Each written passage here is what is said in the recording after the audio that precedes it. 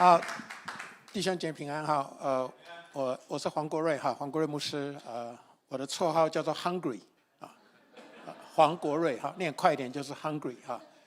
我们家有一个频道叫做美乐蒂家庭，有看过的举手一下。OK， 好，年轻人还没有哈。可以，这其实我女儿做的哈，她叫 Melody， 所以叫美乐蒂哈。那我先介绍一下我自己哈，我是台大资工系第一届的，有听过这个系吗？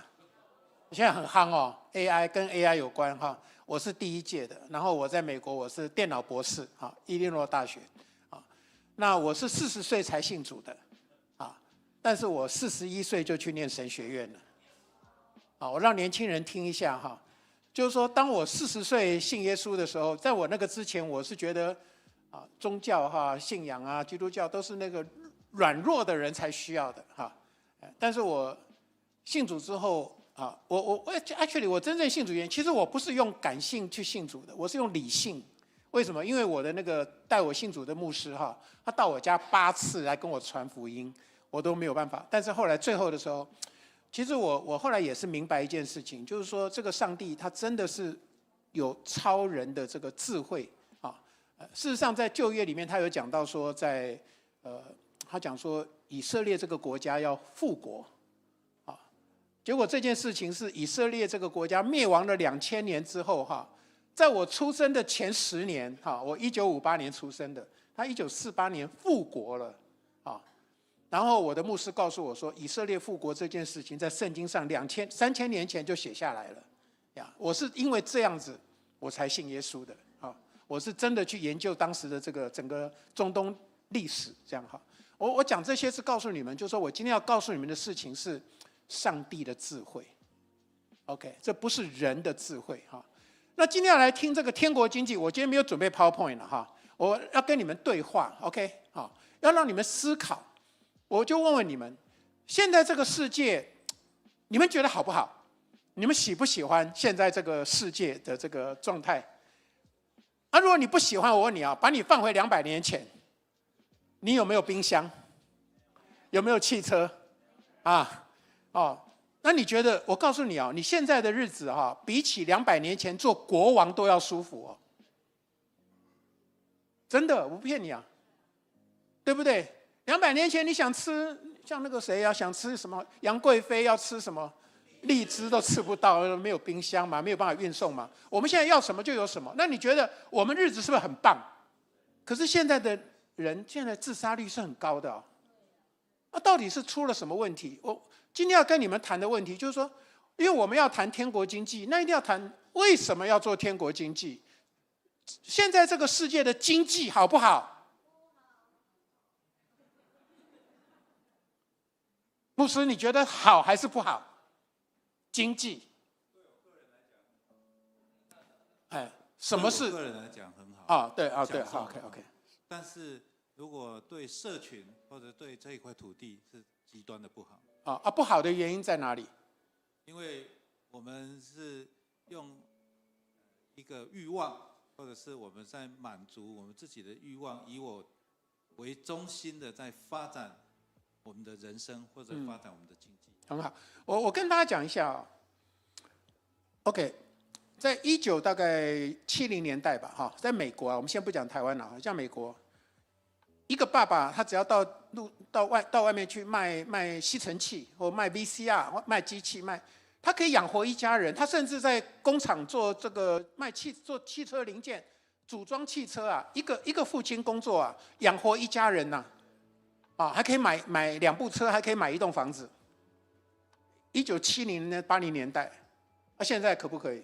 不要说美国，现在台湾也做不到，台湾也不行嘛，对不对？It's something wrong 那我问你们，现在人的生产力比起我们祖父母时代是增加还是减少？好几倍哦。所以如果我们的祖父母辈，他们的生产力只有我们的1/10的话，因为现在有什么机器现在还有 AI， 还有机器人呢。那可是为什么经济这么好，可是我们居然买不起房子？是怎么回事啊？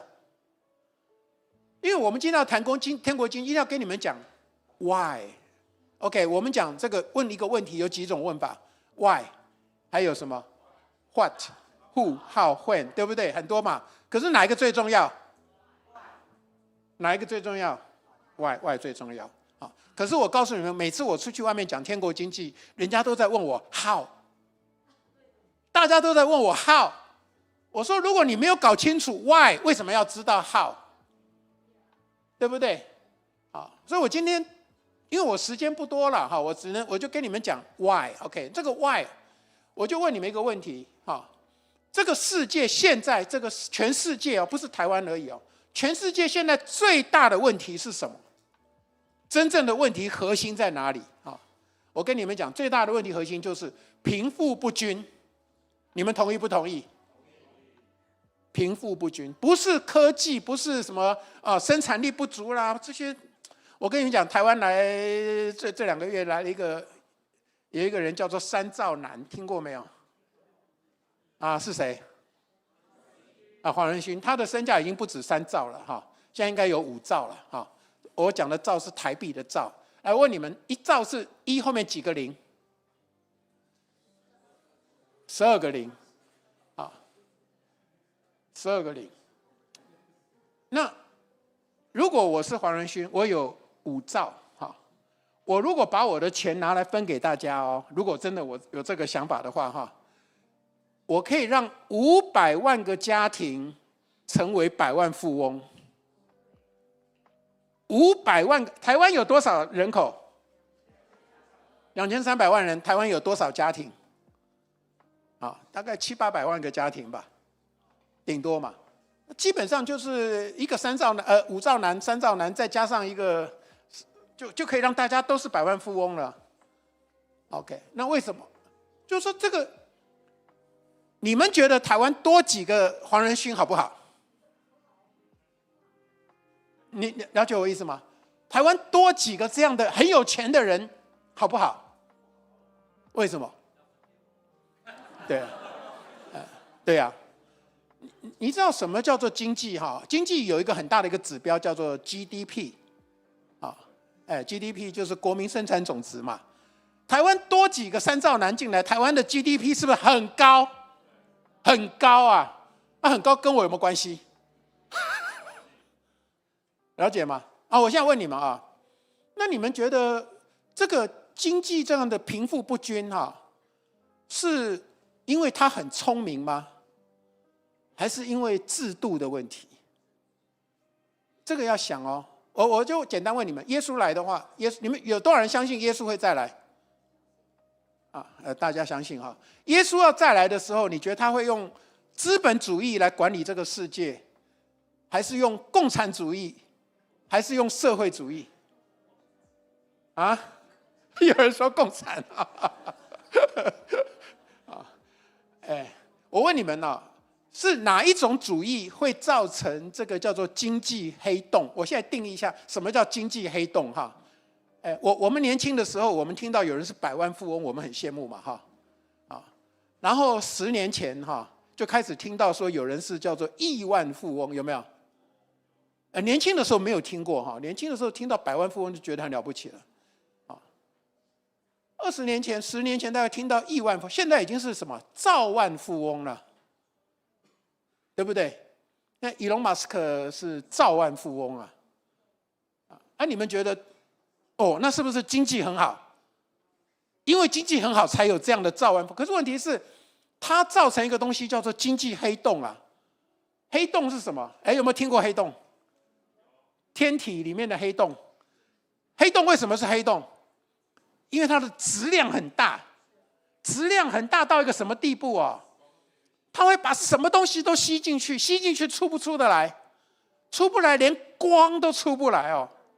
光被吸进去，旁边周围的一切都跟着它就旋转了，然后就被吸进去，吸进去就出不来了。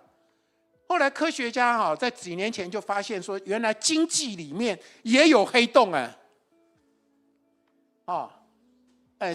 这几个人只要他们做一些决定，要买什么要什么，我告诉那个地皮马上涨了，有没有？台北现在不是士林还是什么北投就大涨，有没有哈？那个就是经济黑洞效应啊。那我就问你们，这个经济黑洞是资本主义造成的吗？啊，那其他的主义会不会有造成黑洞？也会哦。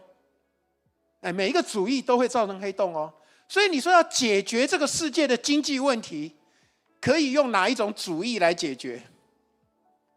好，我就跟你们讲这些，我就问你们现在美国了哈，我们简单讲美国好了。美国现在是什么主义？真的吗？什么叫做资本主义？好，我现在举个例子了哈，像我女儿她是一个 YouTuber 啊，她写很多歌，那有的人要给她奉献嘛哈，怎么样？然后在 YouTube 上面 Google， 然后人家给她，你猜 YouTube 抽她多少钱？啊，30-40%。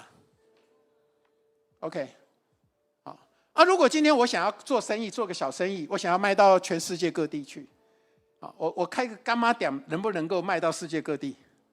那我要怎么办？我到亚马逊去登记，我到亚马逊去登记一个 account， 对不对？然后我的东西在上面卖，然后我就可以卖到世界各地。那你知道吗？亚马逊会抽我多少钱？30-40%。OK。好，那如果今天我是电脑工程师，我写一个 APP， 放在这个 App Store iPhone 手机那个 Android 叫什么？忘了，反正它就是PlayStation 什么之类的，反正就是放在那边去卖。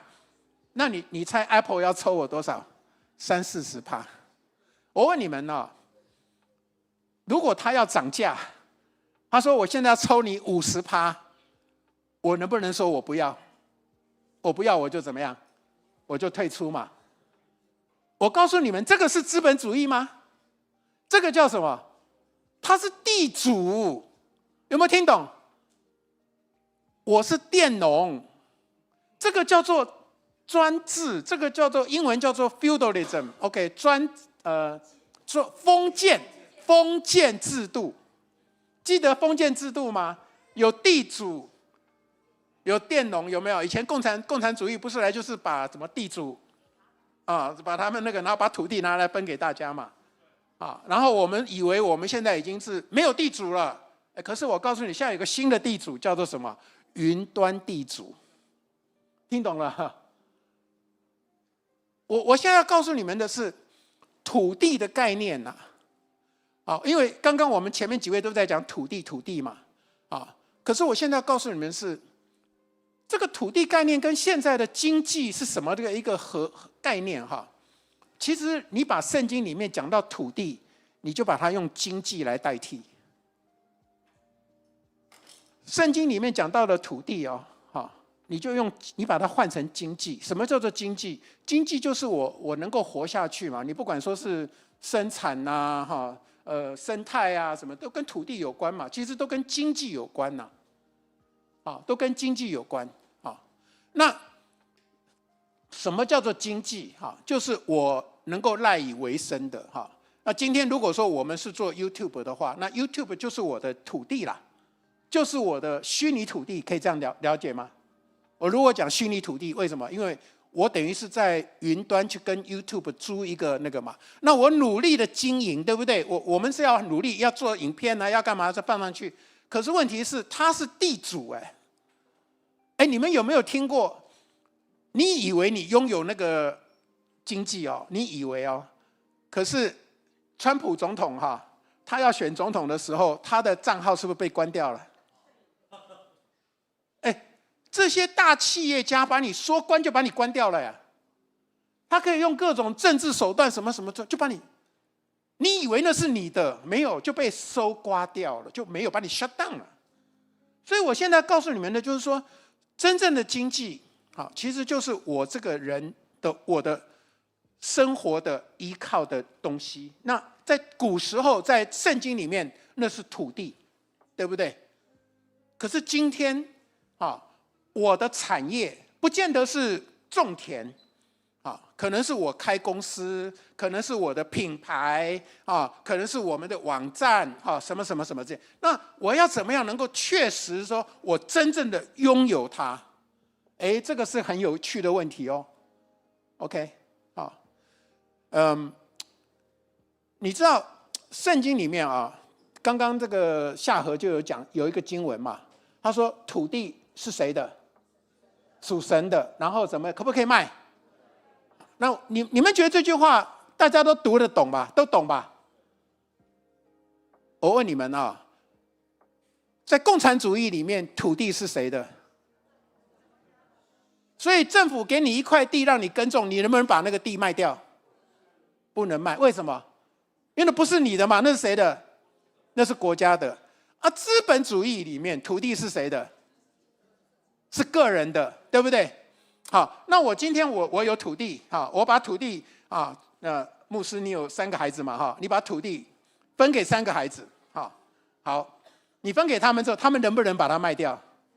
可以卖掉。好，如果他们可以把土地卖掉，我问你啊，你能不能保证你的子子孙孙都不会有穷人？不能，你懂我意思吗？他有可能他去赌博，然后就赔光了，或者他说不定他开车不小心撞了人，被告了。你们知道吗？一告的时候会不会查你的财产？哦，你有土地，他就把你的土地怎么样？把你充公掉了，就没有了，对不对？所以今天在资本主义里面的时候，土地是个人的，也不是神的心意耶。神说什么？土地是谁的？是神的。这什么意思？这个我们其实已经不太了解了。了解我意思吗？我想讲的是说什么叫做土地是属神的？其实现在在这个世界上有一个工具，有一个金融工具跟这个很像的，叫做信托。有没有听过？林牧师，如果你有100亩地你把这个100亩地拿去信托，但是呢，你把这个土地的这个好处让你的子孙可以继承，就是这个土地的这个资产这个土地是信托的，它不属于你的孩子，可是土地的好处，你的孩子都可以世世代代传承。然后今天如果说他撞了人家被告了，人家要来没收他的土地，他名下有没有土地？拿不掉。然后如果他今天赌博，他说我爸爸给我这个土地100亩地，我要把它卖掉，他能不能卖？为什么？已经信托了，你知道吗？这个就跟圣经就很接近了。那我们今天要跟你们讲的这个天国经济呢，其实就跟这概念是很像的。但我今天不跟你们讲 how 因为这个事实上是一个很复杂的一个金融工程。这个在美国这个各大学，什么斯坦福哈佛，他们都有开这样的课程。然后这个东西我们也真的也在做，要把这个系统做出来。我大概跟你们讲，就是说，你们有听过这个叫做携手爱无限这样的一个活动吗？有听过很多教会嘛那这个负责的人，这个是陈文琪，他是 TVBS 的董事长。那等到我这个天国经济预备好之后，我就会去跟他谈。谈什么呢？你知道他们每一年这个企业他拿出好几千万做这个事工，就是帮助穷人。听过嘛每一户怎么样？圣诞节的时候来就给他1000块钱嘛TVBS 给500，然后教会给500然后每一户这样。结果呢，又有一个牧师在宜兰的一个牧师打电话给我，国瑞牧师你那个天国经济什么时候做好？我说为什么你要问他说我们去年圣诞节就有人来我们教会那个贫穷的嘛拿了1000块，然后1月就来了。他说这个月有没有？他说没有，要等年底等年底才有啦。他就给我打电话，因为他听过我讲过这个。我跟你们讲如果天国经济做起来的话这个循环做，因为这个是一个循环经济循环起来的话我可以让每一户每个月拿到1000块，直接放大12倍，真的。你会觉得我在说神话，我告诉你不是神话这从哪里来的我现在解释给你们听，这从哪里来的天国经济的整个的架构原则就是从圣经利未记25章有没有人读过利未记25章？读过的啊？他在讲什么？喜年经济，有听过这4个字吗？喜年 Jubilee， 圣经里面讲哈，这个土地要休息，有没有？每6年要怎么样？休息1年啊，然后呢，7个7年再休息1年啊。那个第7个7年，那个就是叫做 Jubilee 喜年啊。在那个喜年的时候是怎么样？奴隶都要回归自由，土地都要回归地主，土地都要回归啊。我刚刚不是跟你们讲土地啊？你现在要把土地这个概念把它换成经济啊。经济的概念是什么哈？我问你们，现在的世界的经济有没有休息啊？没有休息啊！你知道，如果说今天如果没有圣经这本书啊，如果没有上帝规定的话，你觉得如果我是企业家，我如果有一群员工在帮我打工，如果没有圣经的教导，你觉得我会让他们休息吗？啊，休息好不好？哦，那休息，那我吃什么？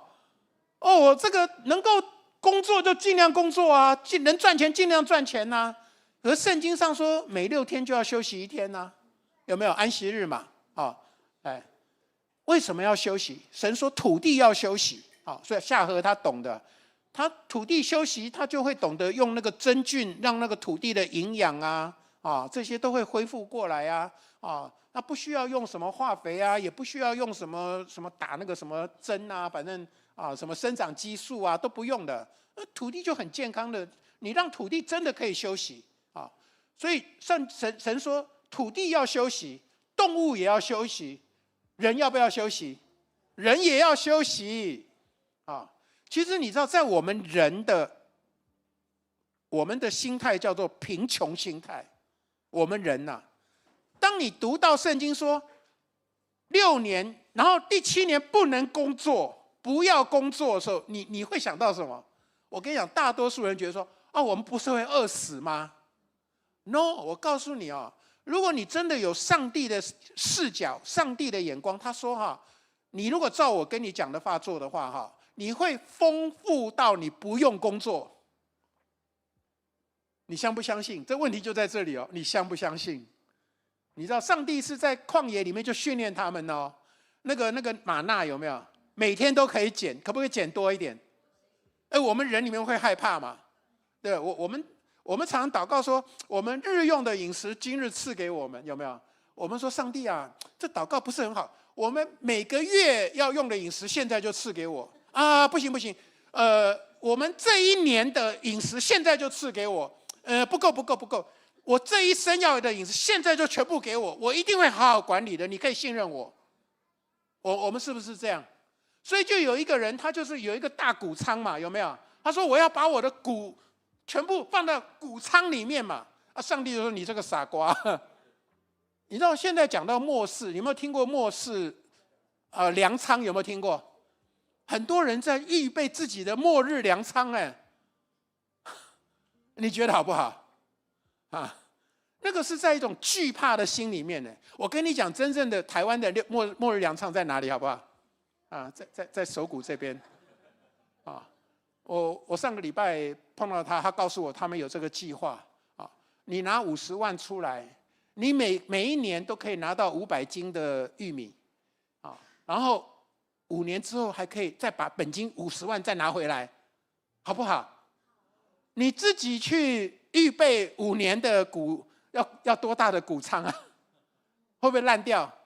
有虫来咬有贼来偷人家是帮你种的新鲜的，而且还跟你签约，每1年都给你送谷，你不要这么多的谷，你还可以拿现金回来，多好！要不要参加？我就参加了来，那个子贤站起来，等一下要参加来跟他报道其实我跟你们讲，这个概念已经跟天国经济很接近了，基本上呢，我跟他签约，这个其实就是一种信托的概念。我把我的钱就信托在他那里，他就每1年就给我他的这个产物出来，而且我还可以帮助就业还可以帮助台湾土地恢复是不是啊？但我要跟你们讲的是，圣经里面讲，这刚刚只是讲这个喜年经济的第一个原则哈，土地哈。好，第二个原则我再跟大家，因为我要告诉你们的是哈，上帝说的话，我们以为我们听懂了，其实我们都没有听懂，是不是？啊，我自己都去念过神学院呐哈，我也去当过牧师，我当了20年的牧师。当我读到这本《经济觉醒》的时候，我说我的天哪，怎么他讲的我都不知道？它里面讲什么？第二点，不可收利息，有没有这句话？在利未记25章里面讲说不可收，可是他不是说不可向任何人收利息，他说不可向什么人？不可向弟兄收利息。你就想，上帝啊，你不是神爱世人吗？你不是爱所有的人吗？为什么向弟兄不可以收，向外邦人可不可以收利息？为什么？有没有想过为什么？我告诉你们答案哈，那个就是说，神的经济是有范围的，是有界限的，你要会分。这个人是弟兄，不是弟兄。是弟兄的，你用上帝的法则跟他做生意；不是弟兄的，你用他的法则。那个不是神法则，我们现在就是把它通称为叫做巴比伦经济。OK， 所以当你读到圣经，圣经在这个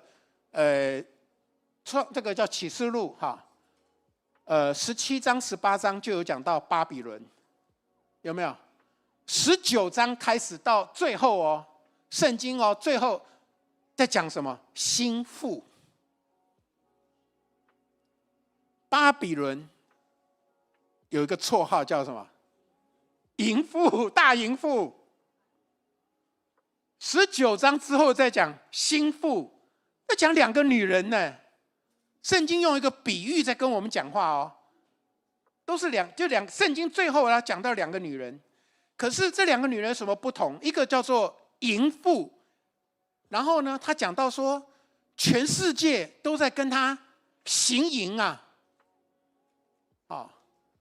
行淫。那什么叫做行淫是性行为吗？是娼妓吗？是买什么？这个是在讲这个吗 ？No， 我告诉你你仔细去看圣经，启示录17、18章在讲的是，因为财富过大。因为钱财财富过大，而且是全世界的君王，连国王、总统，这些大企业家都在跟他行淫。我刚跟你们讲到这个1兆是多少？后面几个零？好，现在你们很棒你们有没有听过一个国家叫做辛巴威？辛巴威在非洲一个国家。这个国家在10多年前，他印了一张钞票，这张钞票是1后面14个零，叫做100兆。来，大家一起讲100兆。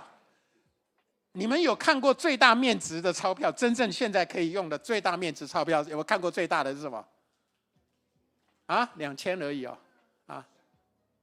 韩币有看过吗？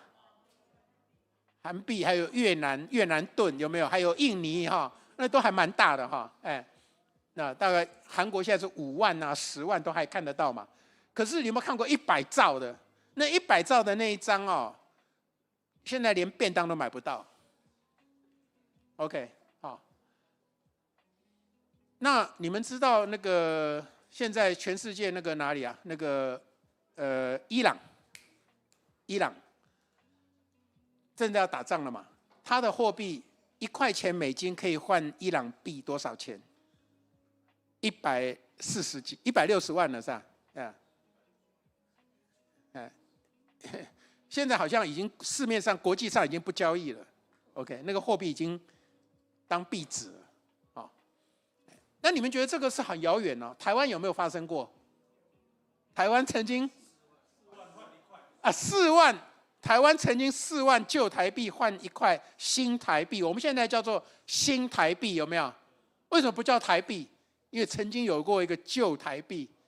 OK， 4万换1块我在跟你们讲这些哈，其实我是跟你们讲，这个政府会印这么大的面值钞票啊，他是在做一个合法的割韭菜，割全民韭菜。如果今天我是辛巴威的农夫啊，我辛辛苦苦存了1000万哈，我觉得我是不是可以退休了？对不对？然后突然政府印了一个100兆，我的1000万连零头都找不到。我就没办法退休了，我就要开始卖命了，所以我今天跟你们讲经济，经济跟钱是有关的。我现在在问你，让你们多思考一下，年轻人啊，你们将来如果要去念经济啊，其实我以前大学经济是很糟糕，我大学经济只有60分呐，但是我现在是经济专家了，因为我要翻译这本书了经济才是最重要的真正这个世界要解决的问题不是 AI， 不是机器人。OK，AI 好不好？机器人好不好？如果机器人会取代你的工作，好不好？那是机器人的问题吗？我现在让你们思考这个很重要，年轻人听啊，年轻人要听好啊。AI 不是问题，机器人不是问题，经济才是问题。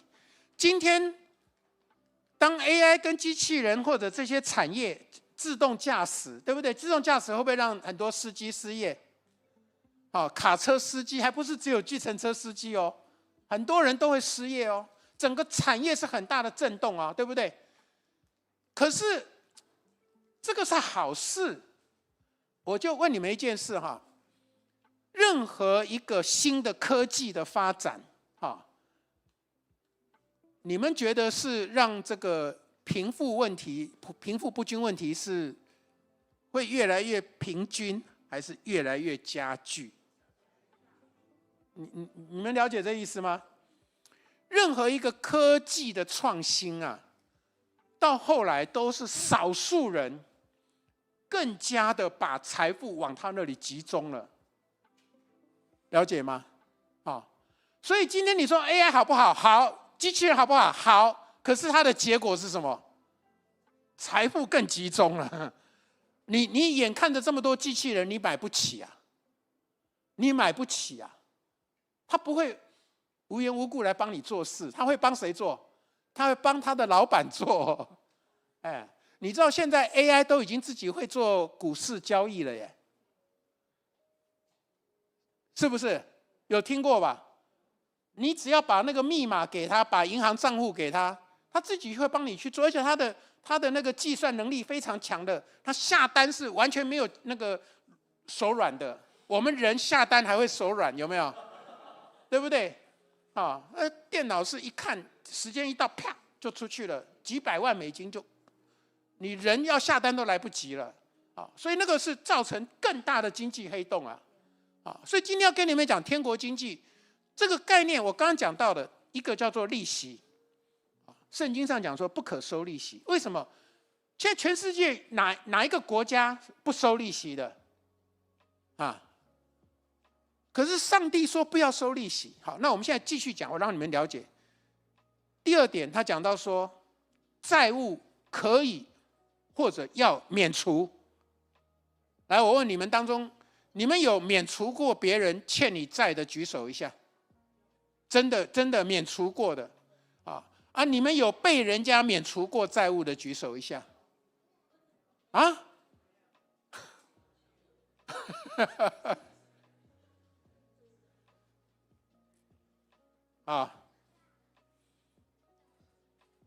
那上帝说要免除债务，你们觉得这件事情好还是不好？好如果要免债的那个人是欠你钱的，你要免他债，你觉得是好还是不好？我跟你们讲台湾台湾有一个机构，他专门去帮人家做这个免除债务的，有一个这个 NGO 我跟他谈，他告诉我，台湾现在有85万人是不敢拿现金、不敢拿薪水，只可以拿现金过日子的。这种人叫做卡奴或债奴，听过吗？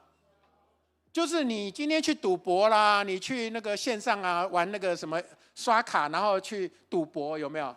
然后欠了债，然后那个他就把那个就交给那个黑社会来讨债了。你不还债就把你砍手砍脚了。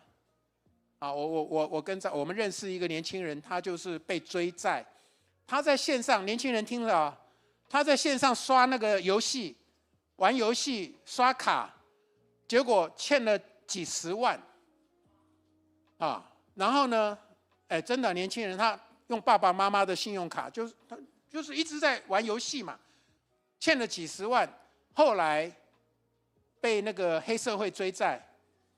后来父母知道了要去还债，发现来不及了，因为那个利息已经超过1000万了。哎，啊，他的那个利息是用礼拜算的，不是用月，也不是用那个的。啊，复利是很可怕的。现在的利息，现在信用卡合法利息是多少？18哦，18也很可怕哦。哎，我认识一个年轻人，他就跟银行借了大概70万，没有很多啦，结果几个月就花掉了。他跟我说他要创业，他是后来才告诉我的。我说你不早来跟我讲，他跟银行借了70几万，银行用18%给他，合法的哦，合法的哦。结果他几个月，人家拿了几十万，他干嘛了？跑去买鞋子，跑去做头发，跑去买衣服。他说他要创业，我说天哪！几个月就花完了，他现在每个月要还3万块钱，然后要还好几年，才70几万就把他就变成奴隶了，你懂吗？这个就债奴。那我现在问你啊，台湾有85万这样的债奴啊，你觉得他们的生产力好不好？啊，你如果是为了还债去工作，你的工作的意愿高不高？台湾才2300万人，有80几万人是这样哎。我问你，如果把他们的债务免除掉，让他们重新做人，你觉得好不好？你懂我意思吗？你要用这个总体经济的概念去看，你不要用个人私利啦。所以上帝是讲的，你如果留心听从，谨守遵行，你们当中就必没有穷人。那这怎么做？我们刚刚讲到的债务，我告诉你。债务免除这句话我们都会背嘛，耶稣教我们怎么讲，免我们的如同我们，有没有？我每天在背，每天都会在宣告，可是我刚刚问了，好像没几个人做得到。觉得做起来难不难？好像很难呢。怎么做？我告诉你，天国经济就是这样的一个概念。不是说我们今天在讲免人的债，不是一种做好事，事实上它是这个系统里面就已经把这个利息跟债务都拿掉了。这怎么做？好，我现在讲给你听。这个利未记25章里面最后一点，最重要的一点，他讲到说土地不可永卖。刚刚夏河给我们大家读，有没有？神说土地是我的，土地你们不可卖掉，土地不可卖掉，这怎么做？这个在旧约时代，在谁啊？路德记有读过吗？路德他们在那个伯利恒，是不是有土地？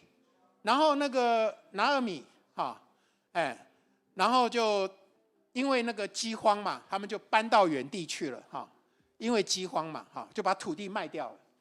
可是几十年之后，是不是先生过世了？儿子2个孩子也死了然后他就带着路德回来嘛，然后就说那是我家的土地，我要赎回。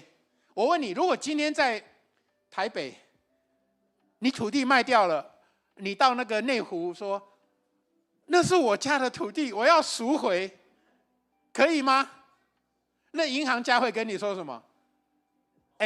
你当初100万卖掉的，现在值3亿啊，你有3亿吗？你懂我意思吗？可是如果你是活在旧约，你活在神的律法底下的时候，是你的就是你的，他不能够用现在的市价来跟你讲，他必须要用你当初卖多少。而且如果超过那个时间，圣经里面讲是多久要把债务免除啊？50年是土地归还对，这个有读妥拉的在申命记15章第1节，每7年你要宣告豁免年，每多少年？每7年要宣告豁免年，就是欠的债要还掉，要把它免除掉。OK， 所以除了路德记之外，还有一个地方叫什么？就是那个有一个拿伯的葡萄园，有没有？那拿伯他有一个很漂亮的葡萄园，然后有一天国王那个亚哈王心情很好，就逛，就逛到他的花园，就说：哇，这葡萄园很棒哎！来是谁的？拿伯的，来，把这土地卖给我。他是国王哎。拿伯说什么？拿伯说：这是我的主产。圣经上帝说土地不可永卖。OK， 我不能卖给你我当然后来啦，就是那个谁，亚哈啦、耶洗别啦，然后就来把这个拿伯给他杀掉就是神很生气那我讲这个原因就是告诉你说，其实旧约里面他们是有在遵行神的律法的然后我现在告诉你为什么遵行刚刚这几样之后就不会有穷人来，我现在讲一个概念，我们大家以前不太了解，借钱 ，OK， 如果今天子贤来跟我借钱，他跟我借5万块，我要不要借他？如果我有钱的话，我要不要借他？我要借他是因为他长得帅吗？不是我告诉你圣经里面有讲一件事，我不能收他利息，因为如果是按照神的法则，我不能收他利息。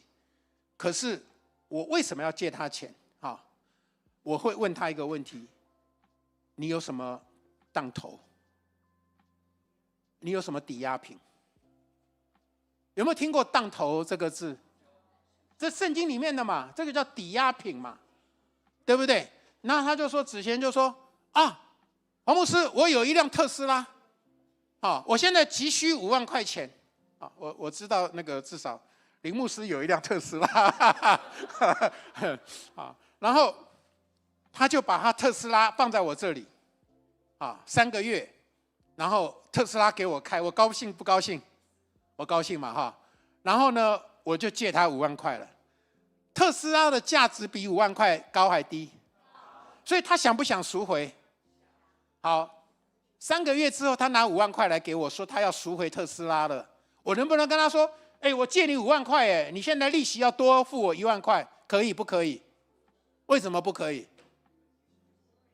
因为我已经开了他的车子了嘛，他的车子在给我用嘛，所以我已经使用了他的这个资产的好处，我享受到了，所以我还给他的时候，我就是5万块就还给他了，有没有道理？所以这个有没有利息？没有利息了，对不对？这就是圣经上讲的没有利息。那借贷也是可以那个，如果真的7年之后，他如果特斯拉放我这里，放了7年，他都没有来赎回。7年后他来找我说：黄牧师，我实在拿不出5万块，你车子可不可以还给我？我该不该还给他？因为每7年要宣告什么？豁免年，对不对？好了，债务免了，车子还给你了，这样懂了吗？好，那今天再来一次子贤来跟我借，他要跟我借100万，然后我说：要借100万哦，你有什么当头？我说：你有没有特斯拉？他说：我没有，我什么都没有，我家徒四壁，我很穷，我什么都没有。那我可不可以借他100万？